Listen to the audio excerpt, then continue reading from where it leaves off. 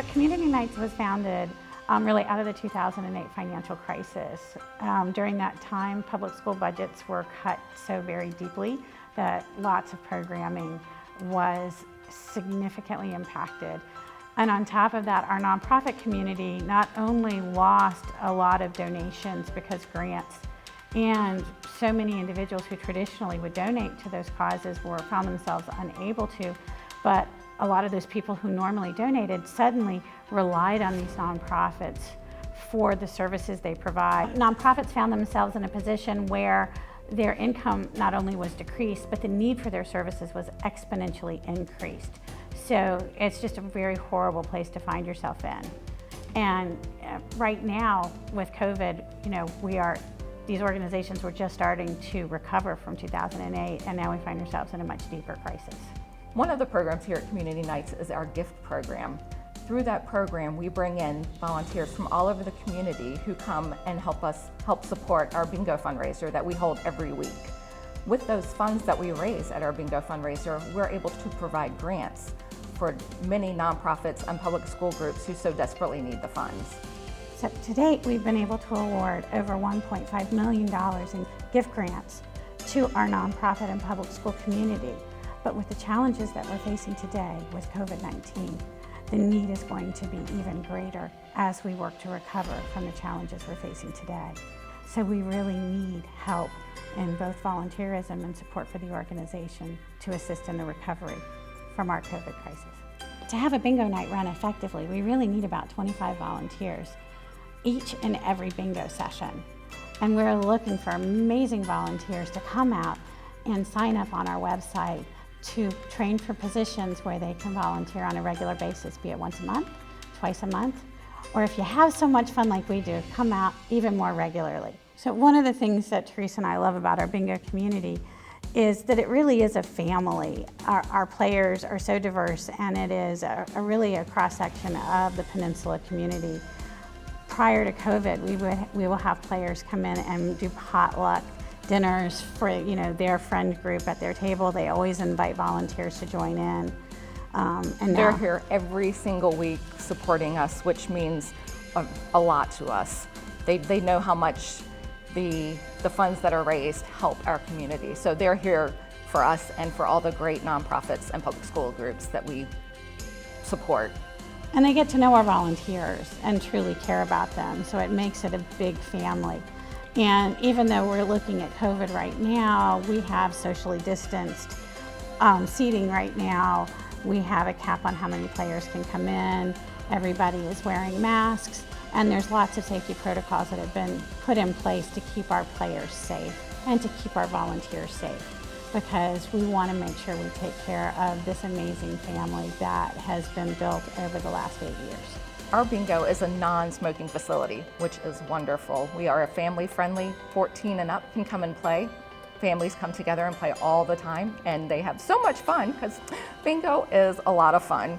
The more fun we have, the more fun you have, the greater time it is, and that's what we're all about, is everybody having a great time. And it's awesome when we get to see 3 generations playing together, and that does happen a lot here. So one of the positions that we have here at Community Nights Bingo, during COVID, we have someone who is our front door worker. All the players come in through that one door. They need to have their temperatures checked. They give them a bag for the evening that has their program and information that they need. They get a wristband to make sure if they go in and out for the food truck that they've actually already come in through the door. And we'll just tell them to please be seated.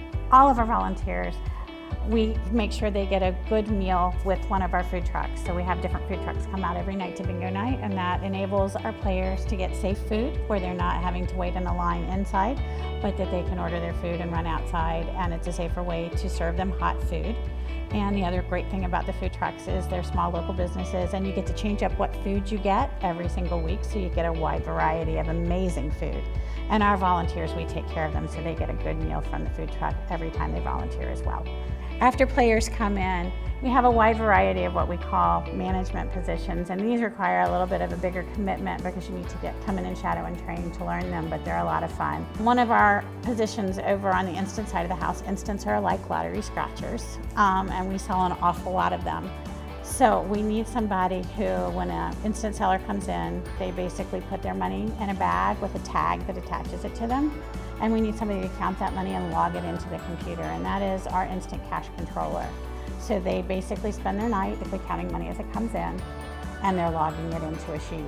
And then they pass it on to our controller. Some of our other instant management positions are our instant floor worker manager, and that's the person who takes those instant tickets and assigns them. So they're the one who assigns that tag. They enter it into that same Google Sheet computer, and then they give it to our instant floor workers to take out on the floor to sell. So when somebody wins instant game, which is awesome, so they're very excited, they just won $250, we got to get that money to them. So who does that, Teresa? That would be the instant payout person. They get the money from the controller, and when we find out whoever the winner is, that person will go and have them fill out a payout slip, just a little nice sheet, and give them their money and take that and bring it back to the controller. On the bingo side of the house, we have a few management positions as well. The first one is pack seller. Now everybody who sells packs then goes on to do a different management position. But because we're sitting in COVID times right now, Food Lion has been awesome and has loaned us 4 of their small grocery carts. And we use those to provide table service to our players because we're doing everything we can to mitigate lines because we want to keep everybody socially distanced. So our pack sellers are out on the floor with these grocery carts filled up with everything that our bingo player needs to play the bingo game. And so we have 3 folks out there selling those items. After you finish doing that, one person is going to be our bingo payouts person. And so when somebody hollers bingo, this is the person who goes up to them after their win is confirmed.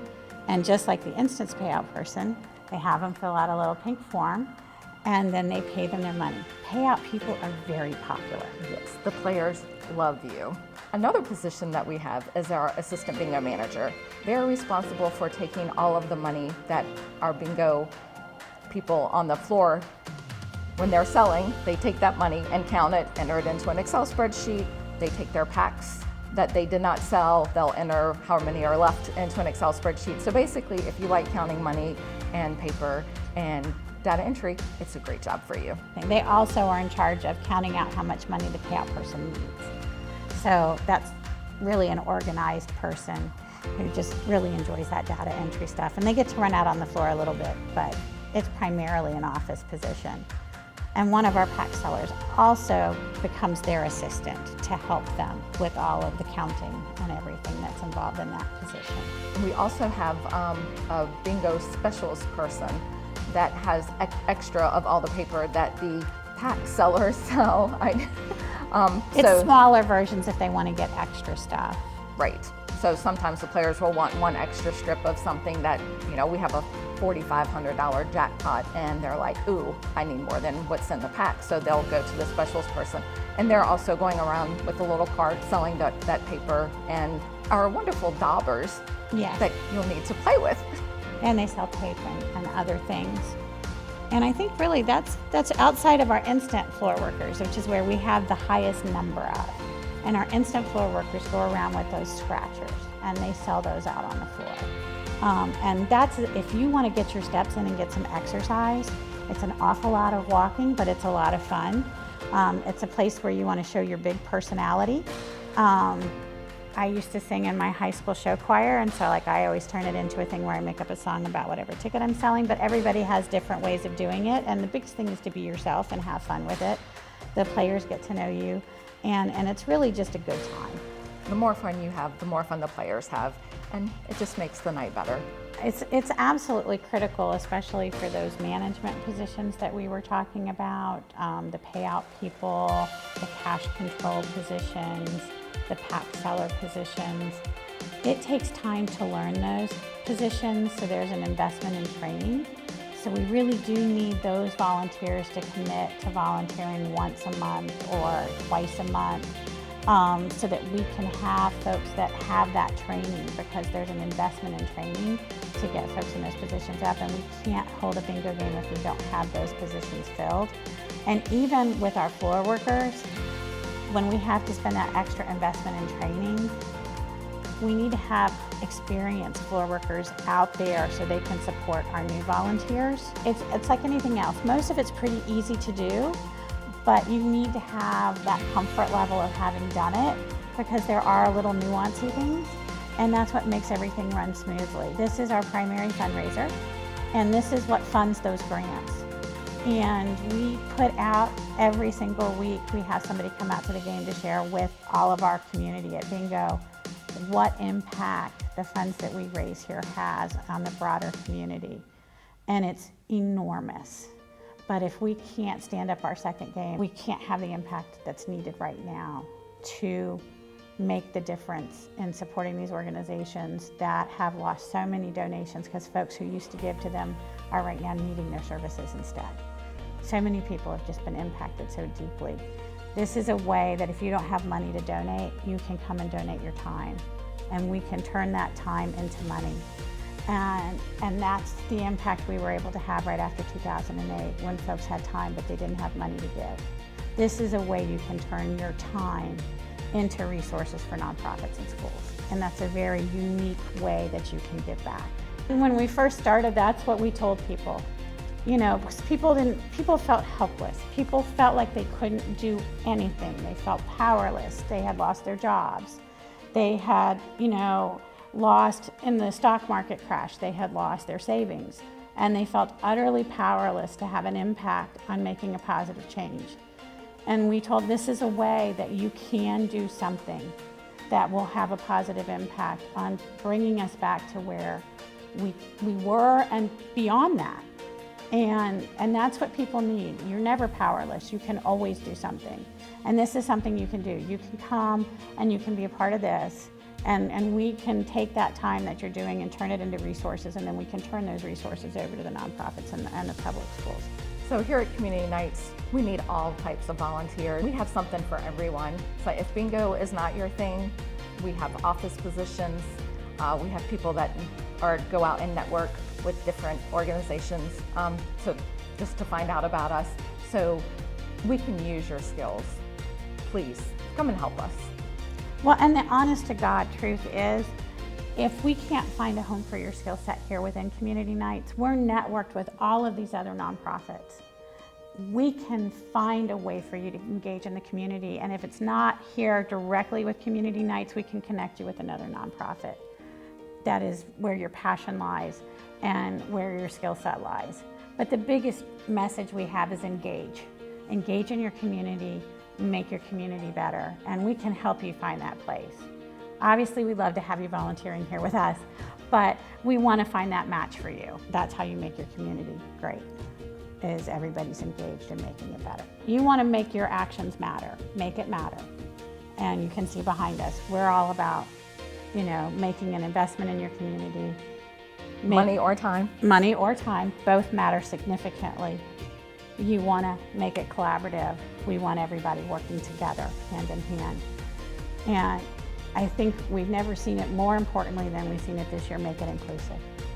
We want to make sure our community is truly and fully inclusive, where every single person has a place and that they are truly included in their communities.